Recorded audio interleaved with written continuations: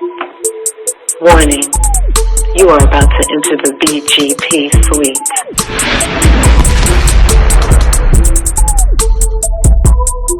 No thongs, no boy shorts, no thigh highs, no commandos are permissible. BGP, big girl panties only. So pull up to woman up. And no, please don't leave with your panties in a bunch. It's a beautiful day in Southern California. We are in the heart of Leimert Park, and you know what time it is, BGP. It's time to put those big girl panties on. Today we're going to talk about an episode from Family or Fiancé. Family or Fiancé is a reality TV show on Discovery Plus, and what it is a program where engaged couples come with their friends or family members so that they can give them their blessings or not. So today we're going to talk about KaTasha and Victor. Wow. They are a hot mess.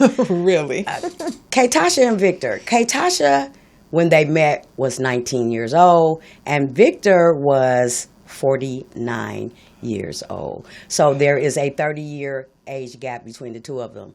Just right there, 19 and 49. What is the commonality? There's no, what do you have in common with somebody with that big of an age difference? It just, to me, right off, I just felt like he was a manipulator. Like he's trying to get something or play on this young girl's naivety, is that how you say it? Being naive. Naivete. See, that's why I get for trying to use big words. With her being naive and young and immature, and clearly there was some issues with abandonment that she had probably had as a young girl, and she just gravitated to this man. But yeah, that age difference was a red flag off the top. Yeah, like you said, what can a 19-year-old girl do for a 49-year-old man except for have sex with him? That's it. So, we're both mothers. Your daughter comes home with a 49-year-old man. What do you do? I'm going to be very upset. I'm going to first, I need to meet him. And I need to pull him aside and have a conversation with him and ask him, what is this? What are you doing? Because, and I'd have a talk with my daughter as well, because that age difference, that huge gap there tells me either one, he's extremely immature, or he's out to use her, and I just don't want my daughter being used. So I'm definitely going to have a conversation with her, and I'm going to talk to him. I'm going to talk to him like I'm going to really talk to him. Yeah. Okay. In the state of Texas, because that's where they're from, 18 is the legal age. So what? She's 19. That means she's still in her teens. Exactly. She's very unexperienced. Means nothing as far as maturity. All I need to tell him is the next time I see him, he's going to jail. Exactly. Now, you being a counselor, there's something called a mandated reporter, right? Mm-hmm. Could you, as a parent, be a mandated reporter, or is that just for counselors? That's usually just falls under, you have to have like counseling or something in that field. Social services. Worker, yeah. Could her mother have reported him? I would think so. Now, you said the legal age is 18. Yes. She is over 18, so I don't think that she could, and that's the hard part right there. I definitely find something else to be reporting him on. It's something is just not right there, and it doesn't set well with me, and I would be upset. I'd figure out something else that just ain't cool. Yeah. Okay. Unfortunately, as a mandated reporter, I don't think you can report. Okay. I know. How else can we get them? Okay. So let's dive into the story. Right. So what actually happens here is they go to this beautiful, gorgeous house. Yes. And they meet this self-proclaimed relationship expert. Her name is Tracy McMillan, and they sit and they tell how they first met. So they told how they first met. She was a cashier at 19 years old. He came in and he seduced her. Mm-hmm. He said he would have 10, 15 bundles of bread in the house, and he would play like he didn't have any. And he came and he seduced this young lady. So Red flag.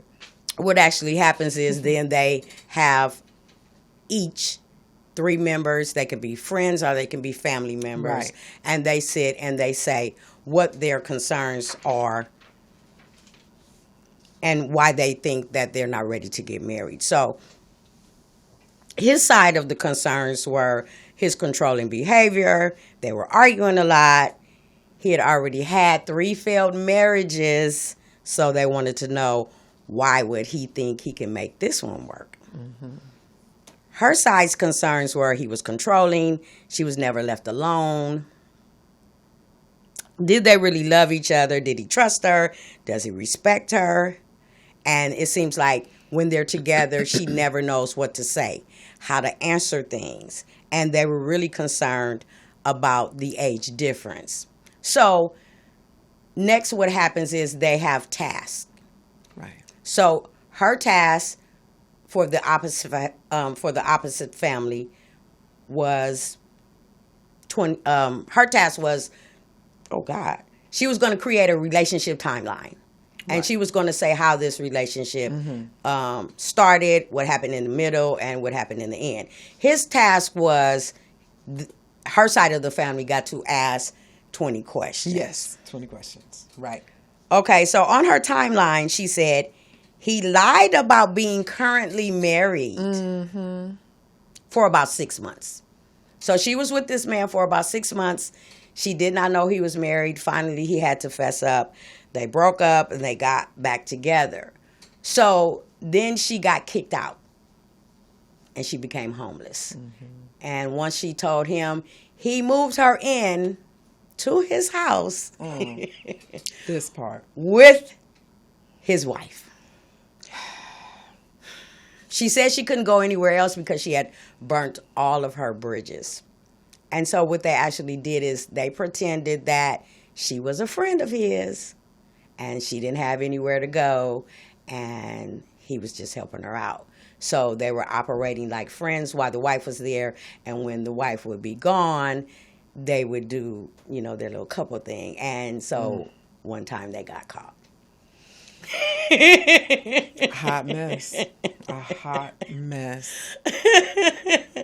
So once they got caught, they had to fess up. So then her and her boyfriend got to sleep in one room and the wife had her own room. Girl. So at 19, Adrianne, here's a question I want to ask you before we go any further. For her to be 19, fresh out of school, would you say that she was possibly a troubled teen? Yeah, I think so. Especially if you get to the point where you done burned every bridge and nobody wants to, you done ran into some trouble. Right. Yeah. Right, so right. I definitely see that. Mm-hmm. So we're going to talk about his task. So they started asking him 20 questions. The first question they asked him, because he has 3 children. I think they're 33, 28, don't quote me, 27. All but older than her. All older than her. Yes. So they asked him, did he have a good relationship with his children? And he replied no, because he was a drug addict. Right. And so while he was on drugs, he was doing his thing, so he really didn't interact with the children. And then he said that she had issues. What's her name? KaTasha. He said KaTasha had issues, and he said that she was violent. So they asked him, was that true? And he said, no. There's no physical violence. And so then they asked him how many times had he cheated on her, and he said as many times as she did. As she cheated on him. So he also said that they had many, many fights. So when they go into day 2, they kind of come back and they ask them how they're doing, how they're feeling. And during that time, KaTasha kind of confided in her stepmother. Yes. And she asked her, has she been abused? And she really said that he was really kicking her butt. And He told her not to say anything. He did not want them to even be there. And he told her she better not talk about the violence. Exactly. So the stepmother felt compelled to tell. So she went to Tracy and she told it. Yeah. So the next day they brought KaTasha and Victor in, asked them how they were doing. And they said they were kind of tired. And she let them know that something had been brought up. And she asked them about the violence. And they were just both sitting there, right? Mm-hmm. And so when she said that KaTasha's mother told her about the violence, he kind of had her. Mm-hmm. He kind of had her hand and had her leg. And then he was kind of looking at her really mean evil. mugging. Yes. And the tears start flowing out of her eyes. And Tracy asked them, did they want to talk about it? And both of them declined to talk about it. Mm-hmm. And so she was like, this is very serious. Mm-hmm. You know, we have to talk about this. And so he said he wanted to know what was said. So Tracy said, do you want to know what was said, or do you want to know what was said to get some help? Remember? Mm-hmm. He said no. He wanted to know what was said. Exactly. He didn't care about getting any help. Mm-hmm. Mm-hmm. And he also said that he had been attacked too. Yes. So both of them were physically violent with one another. So he said over time that both of them, first it was her hitting first, and then over time they both became physically aggressive. So they brought the so they told him that he was going to have to stay somewhere else for the night. They brought in her stepmother, and she just burst down in tears. She was crying. Remember, she was crying very hysterically. So normally on the third day, they have the blessing ceremony. Right. This was the first time in history on this family and fiancé that they did not have that blessing. And they offered them counseling, and she suggested counseling and a 30-day keep away from one another. Right. And he kind of tried to laugh it off. Yes, he did. And he said he's sick of these cameras. Right. And you can tell he was very manipulative, very controlling, and she was just sitting up there crying. So at the end of the show, they have what's happened to them after the show. Well, they never did the counseling. Never. Yep. And they never stayed away from each other for 30 days. They got married shortly thereafter. Right. None of her loved ones were there, and that was it. So you know me. I had to dig a little deeper. So KaTasha has a YouTube channel. It's called KaTasha and Victor. Or KaTasha Loves Victor. Loves Victor. Okay, that's something like that. Victor. And she's had it since 2014. Well, I guess they were getting so much backlash that she felt compelled to stand up for him. So we're about to tell you the real story. Oh, and let me just backtrack a little bit. So on the story, on the show, at that point, they were 25 and 55. So there's still a 30-year gap. So she's a little slow. She's a little illiterate, but she called herself, speaking up for her man. And you could tell that he was there in the room with her. What actually happened was she was 19. She was a cashier. She met him. He couldn't keep a job. Red flag. She was actually giving this, because she was 19, remember, 49-year-old man, her check. Her entire check for 3 to 4 months. She also said, and she said this with a smile on her face, like, this is what you do for your man. She said she got a income tax return. It was either $6,000 or $7,000, and she spent money on him. And she said, that's what you're supposed to do. You take care of each other. When his car broke down, she got out there and did what he told her to do. Even if the car got on a flat, she got out there and worked with him and worked with her man. So we come to find out that she did have a mother and father. Her mother had become remarried to, I think he was a foreigner, because her mother had a baby, and he divorced her mother and took the baby Right. and went back to his country. So she said her father was a ex-drug dealer and he was actually on drugs. So he called her every 3 weeks or so.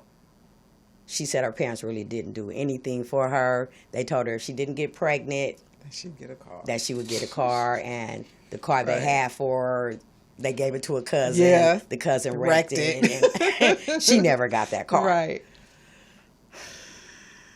A lot Poor of dysfunction. KaTasha. Yeah. Yeah. A lot of dysfunction. So, Lot. who dropped the ball? If I had to say who dropped the ball,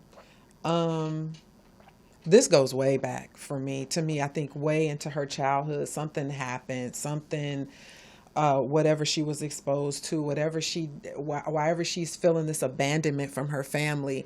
So I have counseled girls just like her that end up in situations like this with this man that's using you.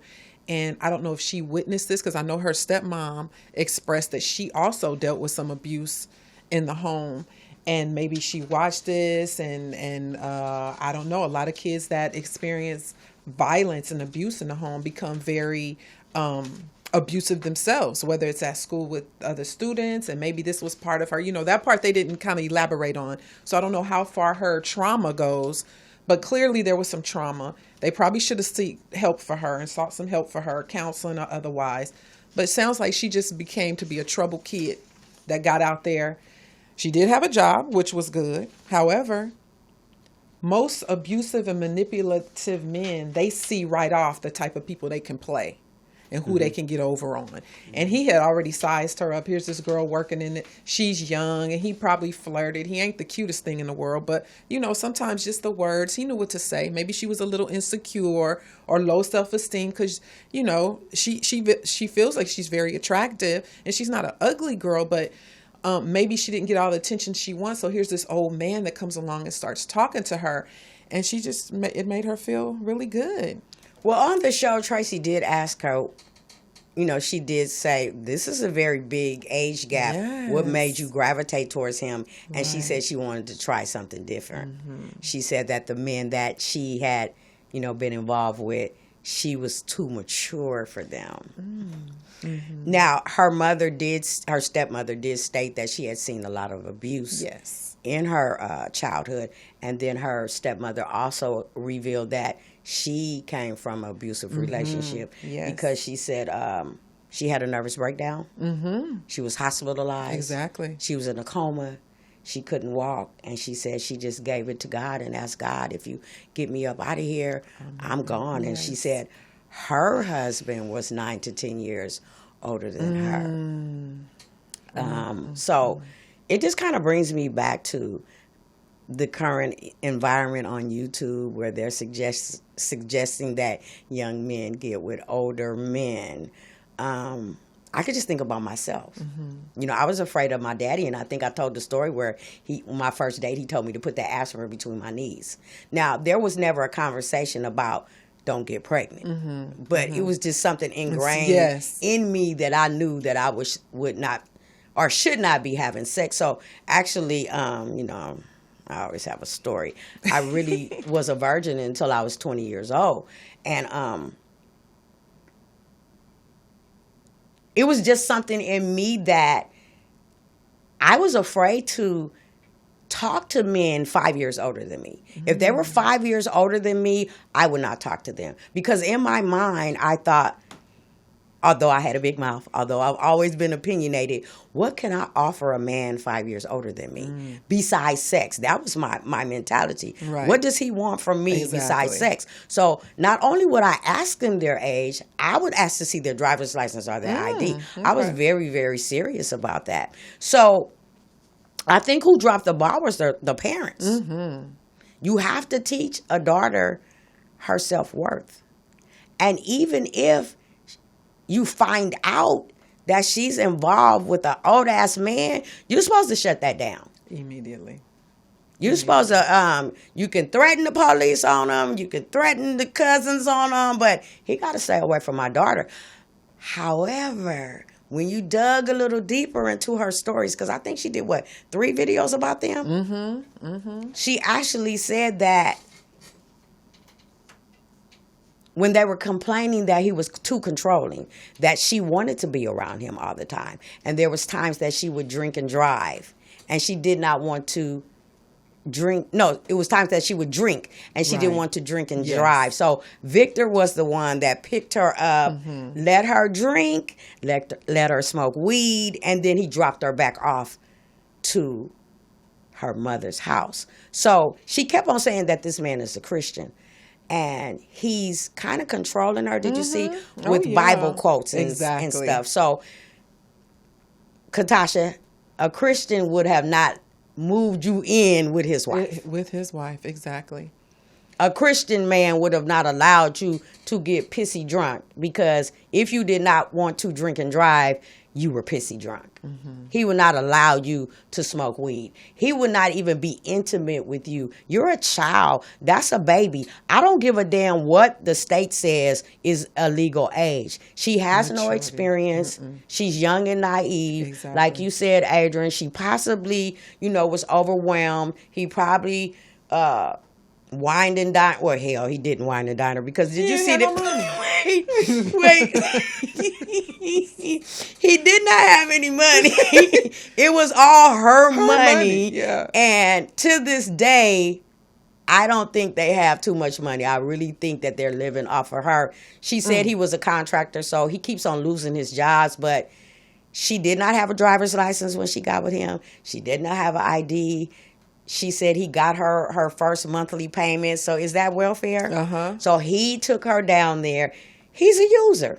Absolutely. So for a man to be married 3 times, when Tracy asked him, well, why her? He said out of 3 marriages, he had never been in love before. So in my mind, I'm thinking he just gravitated to women that were attracted to him, and maybe the sex was good, and they thought he had something going on, and he got up in there and they booted his butt out. So yeah, he seems very manipulative, and she says she's not materialistic, and it's not all about what he can do for her. And she had this little rose that she was proud to have. It changed colors. This is what he bought for me. And, it changes colors. And you could tell she was still like a child. Just very immature. And then he had bought her, a teddy bear in a little cup. And she was looking at that like it was a diamond. So he's got her hook and sink. And it's just a hot mess. We have to take care of our children. It's sad. That's predator behavior. Very, very much so. And the thing that I that really stuck with me is when she was telling her side of the abusive part, and she was in tears. I don't know if they handled it the right way, because what happens is once you have disclosed this person, and she was supposed to keep this a secret, there's this fear that she probably had, and they should have been trying to plan a way for her to get out. And I know she says, I think you guys should have a 30-day of where you just sit in, separation and all of this, which is a good suggestion. However, when you start, I don't want to say attacking, but making her feel belittled for her decisions, then they shut down. And so the only person that you've been able to go to, and you don't know what he's been telling her, is to him. So right then, when I thought, oh my God, they're going to get her out of there, however it made her feel, and whatever looks or what he did, and when he pulled her to the side and talked to her, made her just want to go back. And that is so typical in abusive relationships, is that they get in your head. It's almost like that Stockholm syndrome, if you've ever heard of it. It's where you start protecting your abuser, the person that's actually harming you. You start protecting them either by lying for them or not telling the whole truth or all of these things. And you end up in a worse situation. And just by the things that she was doing in the car while she's doing her video. At first, I didn't know he was sitting right there till they turned the camera over, and then there he was. I thought she was reading a script. Because she kept looking up, and then I said, aha, he's in the room with her. But actually on that show, what we forgot to tell was that she said she was tired of lying. Yes, that part. She said she was afraid, yes. And she said she was tired of lying. And in the end, she said, I have been in an abusive relationship for a 6 long time. years. Yeah. But when she got on this YouTube channel, she was like, everybody cleaning goes it up. through, trials and tribulations. Getting your butt kicked is not trials and tribulations. No. And she said everybody has their ups and downs, and that happened so long ago. But on the show, they asked her when was the last time that they had a fight, and she said a few months ago. Wow. So she was lying, and she's lying to protect her abuser, like you said. And I know that, we've had a discussion before where, you say some of the signs are that they isolate them from their families. Absolutely. Yes, they take you away. And tell them that, I'm the only one that's going to take care of you. Yes. And she never said what he did for a living. Right. She said she loves him because he's goofy and, Yeah. It's really a sad set of circumstances. Their situation would be domestic violence. Am I correct? So here's my thing, and maybe that's why I asked about the mandated reporting thing, because, like you said, after that show, something should have happened, right? They should have disclosed. They should have at least went to the police and made some type of report. She don't have to get a restraining order if she doesn't want to, because she may feel like she's not in danger or whatever. And she's grown, and she's 25. She's grown. Exactly. Okay. So here's the thing. They actually get paid to go on this show. She said they get a check apiece. But her husband went in there, and after he has a few words with them, they got 2 checks apiece. Oh, he got a check for him, and she got a check for her, and they both got a separate check for separate counseling. Oh, they never went. They never did. Oh, so my thing was, do you have a disclosure when you go on these types of shows that you really can't discuss what goes on the show? And because she was very careful to not say how much they got. Yes. So that's what kind of made me think, she's not even supposed to be talking about this. But they got 4 checks. Wow. So those checks helped them. And so they were talking about her hair. And, and my thing was, they had never had luggage to come to the show. She didn't even know how to pack on the show. And that's why her hair looked a hot mess, because she had not brought a curling iron or a flat iron or anything. My thing was, this is a very tragic story. I really don't watch TV that much. I just happened to be surfing through YouTube and found it and clicked it, and I couldn't turn it off. And I was just wondering why there were no kind of repercussions that kept them away from each other. But I guess she's grown. She's grown. And there's even though she said it, there was no proof. So, usually got a black eye, a busted lip or something. Her word against his. Exactly. Okay. Basically just her word against his. And then she's at that point where she's going to deny it. See, people don't understand the worst time for a woman in an abusive relationship is when she decides to leave. Right. And when she's pregnant. When she decides to leave, because abuse is about power and control. And when they feel they've lost that control, you looking at a serious beat down.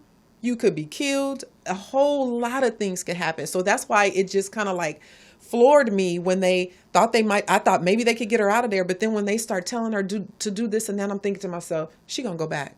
She going to go back. Because typically the statistics are you go back at least 8 to 9 times to your abuser.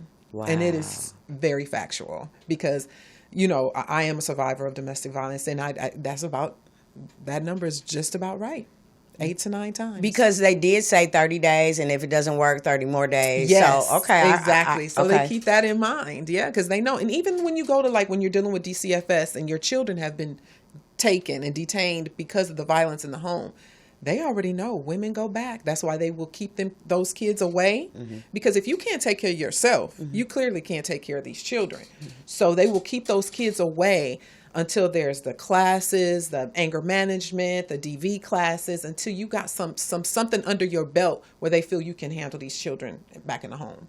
So her stepmother on the show did offer her to come stay with her. Yes. She said, I'll get you a bedroom and everything. And the young lady, tears in her eyes. And I mean, she was bawling. She was crying hysterically.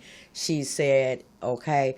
But I guess when you are not used to having the attention of a man, and he's so much older than her, with that mouthpiece, and whatever else he was putting on her, it is hard to break a loose from him. And if your parents aren't saying anything and you think that your parents haven't done nothing for you, and just those small little gifts that he was giving her, Yes. she had never experienced that. That was something special. That is terrible. I think about her and her safety. I hope that they have learned something from being, on TV and having that exposure where it kind of would make them think all eyes are on them, and Exactly. people are going Paying to attention. see them and be paying attention. Yeah. Final thoughts, Adrianne? I think he started off with these stalking behaviors from jump. It was red flags there. And if I could say anything to women out there, pay attention to the red flags. A lot of times we see stuff in people, but in the beginning you think it's cute. Hold that thought. Because on those other videos, she said he was stalking her. Yeah. He was calling her 3, 4, 5 times my and 30 God. times a Yes. day. And so she turned the camera to him and he said, when I wasn't stalking her, when you are attracted to a person and you're trying to let them know that you want to be with them, you do call them all the time. And for her to say that he called her that much, she didn't want. Who wants to talk to anybody? I don't care how fine you are, how good the dick is, Right. all of that. I don't want to talk to you 30 times a day. That's a little creepy. Right. So, yeah. That was, and they're there, and we don't see them, or we minimize them, or we make light of it. And in her case, because these are the coping skills that she's seen in her home, it seemed normal. It's like, okay, well, shoot, my mom did it. My mom allowed so-and-so to beat my ass, whatever. So that seems to be normal for her in her upbringing. I just say, look out for the red flags. 1 in 4 women experience domestic violence from an intimate partner. So it's a lot that goes on out there. I oftentimes look at work in my coworkers and I look and I say, dang, if it's 1 in 4, that means at least 5 of us in here have been abused. And now that they know that I'm in that arena, like I work in that, a lot of them have come to me and said that. So it happens a whole lot more than we want to know. I say, when the first red flag is there, get away. And it's so sad because she's so young, immature, probably had some experiences that we know nothing about that made her gravitate and stay with this man who's like a father figure as well as just a controlling. And they said that. Yes. When she was doing her timeline. Right. She said she considered him Yes. as a father She sure figure. did. And she said that he considered her as a daughter. Oh, Lord. So Yeah. it was so dysfunctional. It was. It I was couldn't very stop watching it dysfunctional. either. I even passed it on to somebody else. I said, watch this. It was crazy. It was terrible. Just the age difference alone was crazy. I think that she had that crippling fear that a lot of people don't understand. It's like you're putting on this front in front of everybody else like everything is cool. But behind closed doors, he probably cussing her out, telling her, you bet not do this, you bet not do that. And it's a scary place to be. It's really scary. So if I could share one thing, and that is the domestic violence hotline. It's Hold on, oh, before you do that, because I want to say something.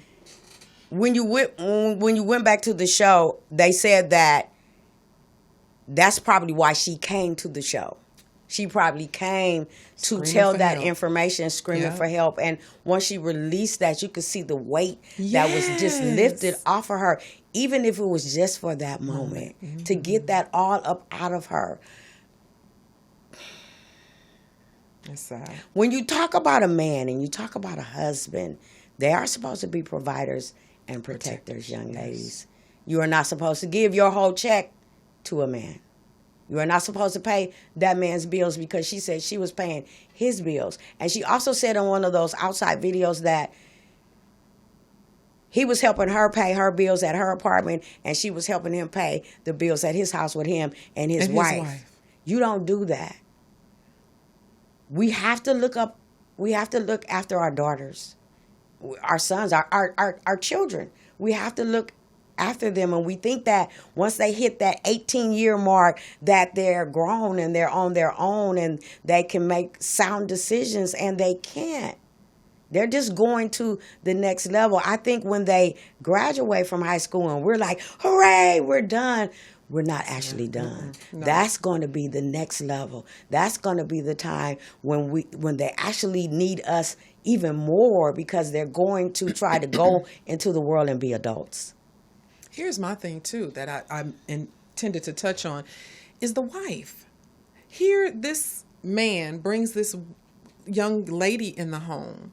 Even the wife, even if me and him ain't getting together, I mean, we ain't together or we're not getting along or whatever the case may be, why wouldn't you pull this young lady aside and say something? I mean, it just seemed like she had, as a woman, and this is your house that you live in with this man, you didn't say nothing? That's good too, because part of the reason why they were fighting is because he kept going back to the wife. Yes, remember? He wasn't through. Tracy asked him, well, how long were you doing this? And he said, oh, it was very short. And she said, no, it was about a year. Oh, my God. Remember? Yes. And then he kind of gave her the side eye, like, you talking too much. Mm-hmm. I he got gave that something look for you. a lot of times. Yeah, I got something for you. Mm-hmm. So, it crazy. The wife, could the wife had called the authorities? See, that's my thought. Even if she in some kind of way said, hey, I'm a little concerned. My husband, who is 55 years old. He was 49 Oh, at the 49 time. years old, has just moved this 19-year-old woman in my house. And once she caught them.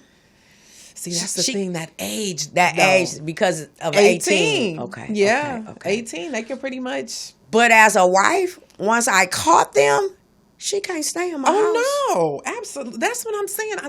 That part they didn't have a lot of conversation about, but that was crazy. Mm-hmm. You bring this young girl in here. I mean, even as a mother, I'm going to feel like, where's your mom at? Where did you meet her at? Yeah. What is going on?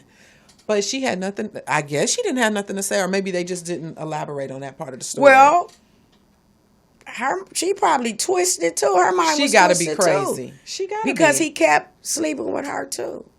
And he was sleeping with other women. Because when you went to that outside video that the young lady met, she said, she's not ugly, he's not ugly, because they were talking about her hair, and they were talking about his hairline, and she was like, she's so gross. But anyway, she said that he was attracted to, or other young ladies were attracted to him as well as older women. So he was cheating on her in between, throughout that whole relationship. Men don't do that if they want to be with you. No. We have to teach our babies something. We have to teach them their self-worth. We have to teach them about men, the good ones and the bad, the signs to look for when they are around men. And there was no way that 19-year-old woman should have been with that 49-year-old man, and she's with him today. Right. And I think he got scared, and that's why he went and married her. Yes. So then it has some legal, binding. Yeah, exactly. Yeah. I just think it's so sad because I really feel bad for her, because you can tell she's not being honest. I mean, she's still trying to protect him. Mm-hmm. And I just hope that she gets the help that she needs, because this is going to be a long, drawn out process and then she said, did you hear when she said, I'll never get married again? If me and him don't work out, I won't be in another relationship. I'll never get married again. And all this, he really got her brain washed. Because she said she's never seen successful relationships or successful marriages, and then she started throwing everybody under the bus. Yeah. So, just a very tragic story. We wish her the best. We wish that they find the help that they need and they can get over the abuse. You never resolve any type of issues by putting your hands on one another. I don't have anything else to say to you. Me either. Just seek help, really, because it can get worse. You know, everything starts off, it's just like a snowball effect. The pushing, the shoving, next thing you slapping and kicking and choking and all these other things. Okay, she did say that she's a Christian now. Right. And the Bible says, listen to your husband. So he's manipulating her using the with that scriptures. Bible. She's saying a lot of scriptures. Go ahead and give out that 1800 Oh, yes, please. number. That 1-800 number is 1-800-799-SAFE. That is the domestic violence hotline, the National Domestic Violence Hotline. This agency can actually get you, if you need to get out of state, they can assist you with that. So if you ever need any type of resources or help in that area, check me out on any of the social media platforms that I'm on, and I'll be more than glad to see what I can do to assist you as well. So until the next episode, ladies, gentlemen, like, share, subscribe. We need to get a broadcast like this out to the public. You might know somebody that this might help. And to the next episode, keep those panties clean. That's BGP, right. and we're Thank out. you.